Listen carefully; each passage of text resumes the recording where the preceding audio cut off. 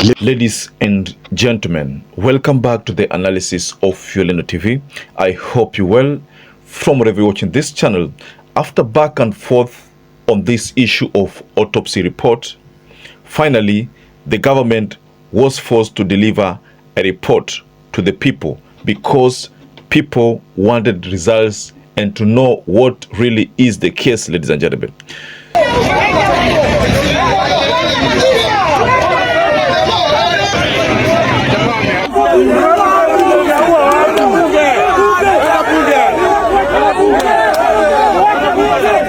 According to the government pathologist Bernard Media, we are also inviting other interested investigative agencies to come up and with findings that can corroborate what we have just found concluded after the autopsy. Thank you very much. So the cause of death is very clear, as I've just mentioned. Head injury. We also have neck compression, and we also have other injuries spread all over the body that are pointing towards assault. And as I've just mentioned, we've taken specimens, and other investigative agencies are going to assist in getting other pieces of evidence which, pieced up together, will help in corroborating what we've just found. That's what we found. So if you have any questions, then I can be free to answer what I can. Thank you. For how long you endure this torture? Are you able to tell from what you did? Are you able to tell for how long you take? Well, it's arguable about whether it's sequential, but the time span, it's within a short time. It could be same time, it could be within 1 day, 2 days, or several days, but it's difficult to tell and date them, This analysis, ladies and gentlemen, I want us to explore the statement of the government pathologist. This report is different from what IG KANJA gave. KANJA talked about the deceased hitting his head on the wall. But Bernard, being the government pathologist, has given out a report that is contrary to what KANJA said, what KANJA gave yesterday. So before we explore this story further, ladies and gentlemen, kindly support this channel by liking this video, subscribe to this channel if you're not subscribed before, and to our existing subscribers, thank you so much for your support. First and foremost, I want you to pay attention to some of this footage. They are a bit disturbing, but just look at this footage. First of all, this is one from, this is now Juang, but I think it was still in the police. This appears to be like, yeah, his head is a bit, has injuries.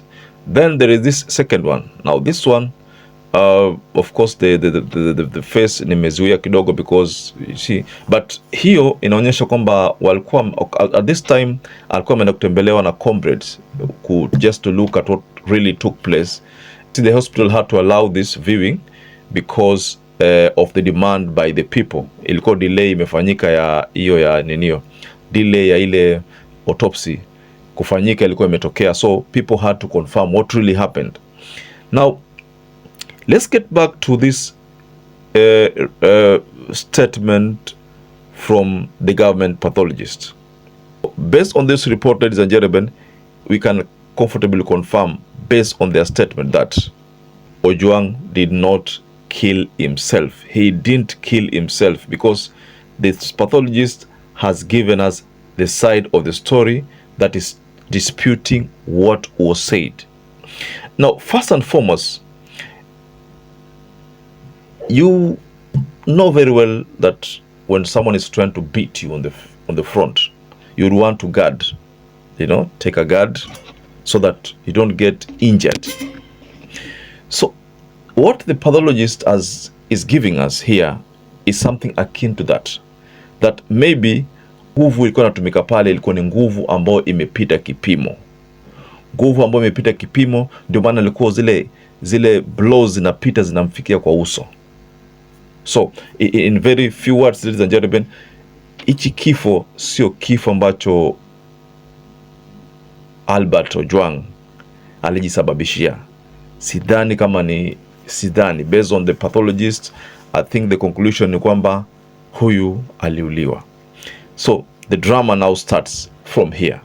Aliuliwa. So who did it? The police that arrested Albert Ojwang are the main suspects. From them, of course, we're going to get the person who commanded that, who ordered that arrest, and if at all part of the arrest was apigwe hivi auliwe. I mean, that is also going to come out from this investigations ambao I think itaanzia kuanzia saizi. Of course, this report imemexpose Kanja vibaya. Kanja, but again we understand the situation that Kanja is finding himself in, but imemexpose vibaya. Hii report imemexpose vibaya because yeye alishaambia wananchi kwamba huyu alijigonga mwenyewe akajiumiza. Lakini if you look at the picture, well, I'm not a pathologist, but I'm looking at the picture. Nikiangalia naona pata kuna scars huku kwa side huku.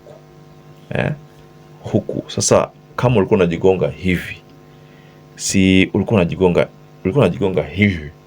Kama ulikuwa unajigonga hivi, inamaanisha huku damage huku imetokea wapi? Kwa masikio ama ile impact. I mean, what kind of impact would that be ambayo inakuforce mpaka masikio yanatoka damu? So hii story ni story ndefu sana. I think that explains why this autopsy was to be carried out jana. I think first of all 10 a.m. ikarushwa 2 p.m. Again there was a lot of delay, haikufanyika. Alafu leo ikawa tena asubuhi, kulikuwa na sitofahamu kiasi. Ndio maana naona kama kuna ile Professor Gola alikuwa Professor Fred Ogola alikuwa na malalamishi mengi, na kuna video hapo ilikuwa trend kulingana na vile alikuwa anaongea. By that time ilikuwa kuna some kind of delay ambayo ilikuwa inaonekana bado itafanyika, kwa sababu akisema kwamba, akituelezea alikuwa anaeleza kwamba yule pathologist ambaye alikuwa afanye atoe hii autopsy report alianza kudai kwamba hakuna light ya kutosha, anataka light ile ya jua. Alipoulizwa kwamba kwa light ya jua na hii artificial one ambayo inaweza kuregulate pia iko sawa, kwa nini huwezi tumia hiyo? Morning we arrived here at City Mortuary because we were supposed to begin the postmortem at 8 a.m. Yesterday the postmortem was supposed to take place from 2 p.m. But what happened is that the doctor arrived late, saying that she was doing other postmortem in other funeral home, especially in Kenyatta University. When she arrived, we had a meeting and we were so disappointed that the postmortem could not take place yesterday, and she cited 2 reasons. One of them was that to do a good postmortem, you need natural light. The second reason she gave was that she was so tired and fatigued. So she was thinking that had she done the postmortem yesterday, it could not come out as is required. Now, I was very upset because since morning we were given 4 reasons why the postmortem was still not happening, and all those reasons were invalid. One reason of natural light, I've done analysis and compared natural light from artificial lighting, and I found artificial lighting you can do more with it than natural light. Natural light ni vile Mungu amekupatia. Artificial light you can adjust the intensity, the color, the wavelength, the strength. You can do a lot with it, just like you can adjust on your phone. So that was invalid. Saying you are tired because of one day work, compared to the father of Ojwang, who after the son was arrested on Saturday, he traveled overnight. He arrived in Nairobi in the morning on Sunday, never slept, never breathed, never ate anything, just simply crying. Who was more fatigued and who wanted relief faster? It is him. So that was invalid. So she promised us to begin the postmortem today at 8 a.m. only not to pick the calls and disappear. Sababu nyingi, all those were just to make sure that this autopsy report is delayed. because of course the report was going to give something contrary to what IG Kanja gave.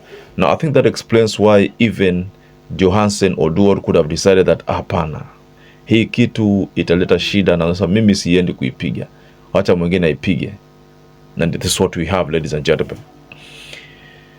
So perhaps if you're watching this video and you've not subscribed, take 1 second and subscribe, like this video. Till you catch up again, stay safe and stay blessed.